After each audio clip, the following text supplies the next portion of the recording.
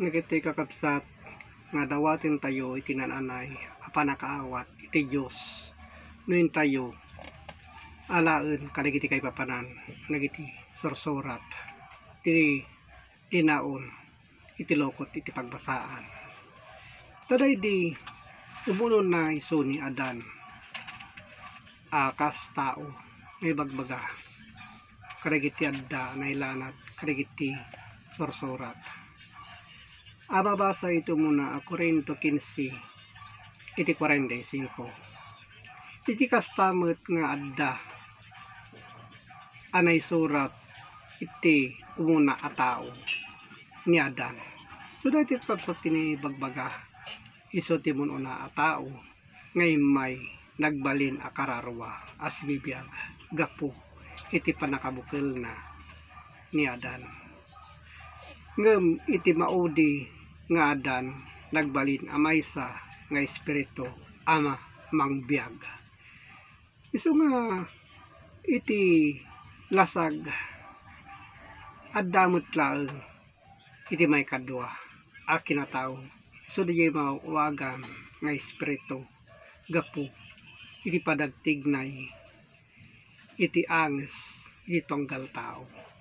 So di kita kapsatin na ibagbaga kadagitoy anay lanad kadagiti sursurat tilinaon iti Biblia. Ta kinuna iti muna Korinto 15 iti 46. Ngem saan ngay mununa iti espiritu no diket linalasag. Isu daytoy makikita iti kabuuan na alinalasag ken kalpasan na espirituan. Kas iti ibagbaga na kadagiti palpalawag isu intayo adalen kadagiti kay papanan kadagiti na espirituan abanbanag. Ta kinuna na iti muna Korinto 15 iti 47. Daydi mun una a tao nabukil iti daga na indagaan. So dayta. Ngem daydi may kadwa a tao na inlangitan.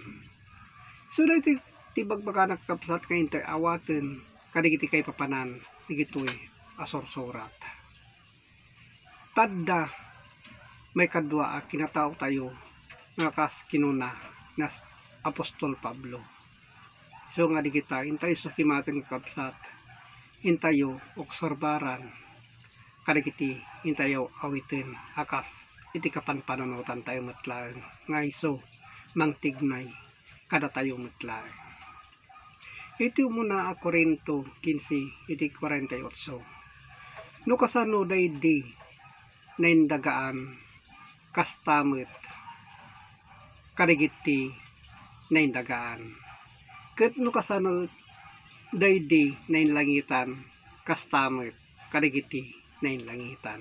So dagiti kakapsatin na ibagbaga nga adda kadagitoy pagilasinan tayo.